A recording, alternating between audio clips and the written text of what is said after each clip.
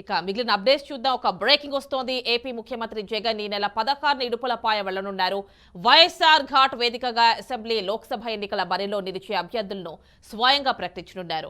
2019 ఎన్నికల సమయంలోనూ ఇడుపులపాయ నుంచే అభ్యర్థుల లిస్టు ప్రకటించారు. 16న అభ్యర్థుల ప్రకటన తర్వాత ఎన్నికల ప్రచారంలోకి సీఎం జగన్ దిగుతారని సమాచారం. ఈసారి కూడా ఉత్తరాంధ్ర నుంచి ఎన్నికల శంఖారావం పూరించాలని ఆ పార్టీ ఆలోచించిస్తోంది. శ్రీకాకుళం జిల్లా ఇచ్చాపురం నుంచి ఈ నెల 18న ప్రచారం మొదలు కానున్నట్లు పార్టీ శ్రేణులు చెబుతున్నాయి. ఇచ్చాపురం నుంచి మొదలుపెట్టి అదే రోజు విజయవాడ వెస్ట్, నెల్లూరు రూరల్లో ఆయన ప్రచారంలో పాల్గొంటారని తెలుస్తోంది. రోజుకు 2 లేదా 3 బహిరంగ సభలు, రోడ్ షోలో పాల్గొనేలా షెడ్యూల్ను రూపకల్పన చేస్తోంది YCP party.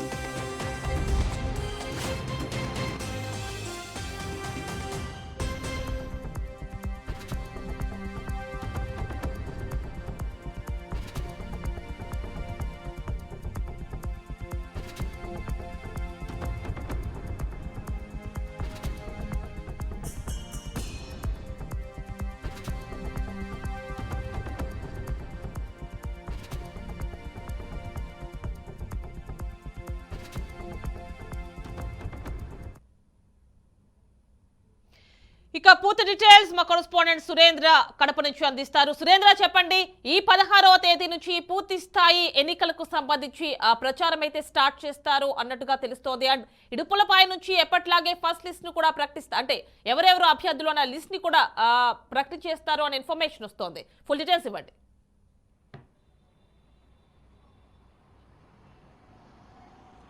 Yes Yamini, AP CM YS Jagan ఈ నెల 16వ తారీఖున ఇడుపులపాయకు వస్తున్నారు. ఇడుపులపాయ కేంద్రంగానే రాబోయే ఎన్నికలకు సంబంధించి అసెంబ్లీ అలాగే పార్లమెంట్ అభ్యర్థులను ప్రకటించబోతున్నారనే సమాచారం తెలుస్తోంది.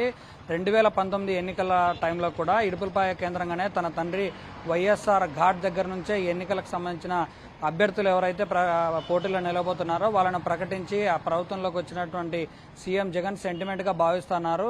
మరోసారి అభ్యర్థుల ప్రకటన వైఎస్ఆర్ ఘాట్ దగ్గర నుంచే ప్రారంభించాలని నిర్ణయించుకున్నటువంటి సీఎం జగన్ ఈ నెల 16వ తారీఖున ఆ ప్రోగ్రాం స్టార్ట్ చేయబోతా ఉన్నారు. మొత్తం 175 అసెంబ్లీ నియోజకవర్గాలు, 25 పార్లమెంట్ నియోజకవర్గాలకు సంబంధించిన లిస్ట్ అయితే ఫైనల్ చేశారు. దానికి సంబంధించి జాబితా ప్రకటన ఈ నెల 16వ తారీఖున చేయబోతా ఉన్నారు. ఇప్పటికే కొన్ని విడతల వారీగా లిస్టులను ప్రకటించినటువంటి సీఎం జగన్ చాలా నియోజకవర్గాల్లో చేర్పులు మార్పులు చేశారు. కొంతమంది ఎమ్మెల్యేలను ఎంపీగా బరిలో దించబోతున్నారు, కొంతమంది ఎంపీలను ఎమ్మెల్యేగా బరిలో దించబోతున్నటువంటి సీఎం జగన్ ఫైనల్ గా పూర్తి స్థాయి ప్రకటన జాబితా మాత్రం 16వ తారీఖున ఇడుపులపాయ కేంద్రంగా ప్రకటించబోతున్నట్లుగా తెలుస్తా ఉంది. అలాగే ఆ రోజే మేనిఫెస్టో కూడా ప్రకటించబోతున్నారు. ఎన్నికల ప్రచారానికి కూడా శ్రీకారం చుట్టబోతున్నారు.